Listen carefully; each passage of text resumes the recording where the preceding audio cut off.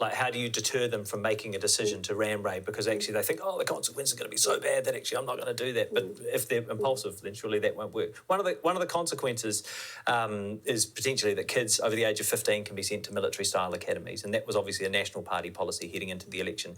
As the Minister responsible, have you seen any evidence that these boot camp-style operations are effective?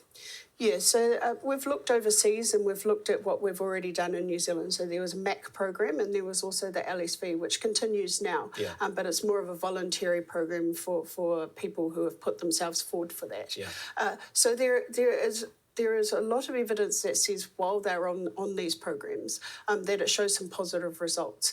It allows these young people to have stability. It allows these young people to have certainty about what's going to happen on a day-to-day basis.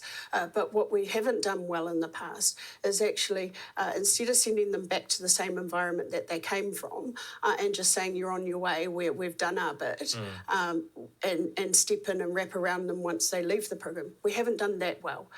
And so that's where we're going to be focusing a lot of our resources. So where are they going to go? What will happen after the finish? Well, I can't actually talk too much. Have you worked it out yet? Do you know where they're going to go? Yep.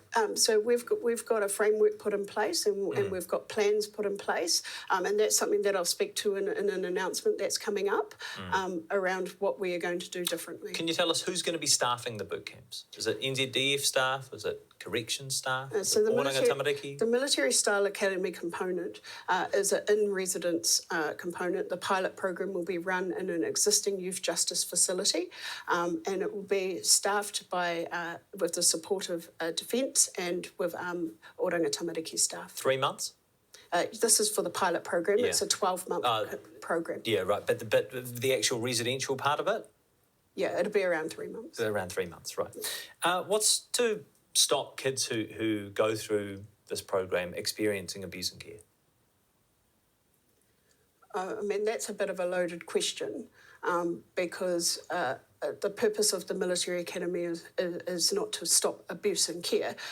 The purpose of the military academy is to actually show these kids that they're actually worth putting the effort into them. That's the purpose, right? But the Royal Commission, which is just wrapping up, has shown that systematically throughout various care arrangements over decades in New Zealand, children who've been in the care of the state have experienced abuse. And so I'm just wondering what mechanisms will be in place to stop these kids from experiencing something similar? Look, we have to have really good oversight. We need to make sure we've got the right people within these facilities. And that's something that I've really concentrated on since becoming minister, because it's no secret that the youth justice facilities in the past, before I came along, had some real issues. We've had some incidences where young people are climbing up on the roof and putting themselves into some pretty dangerous circumstances. And the staffing hasn't exactly been up to scratch. But I have set expectations within these youth justice facilities that things are changing. We are bringing more professionalism into the youth justice facilities. Bringing defence staff as well, though. Yeah, the defence staff will be there for the military style academy. Yeah. But I'm talking in general, in the youth justice in general. My question was about the boot camps, though. Yeah. But we'll be using a youth justice facility to do that. So I need to make sure that youth justice facility is fit for purpose, and that our young people are going to be protected from any harm that you're talking about.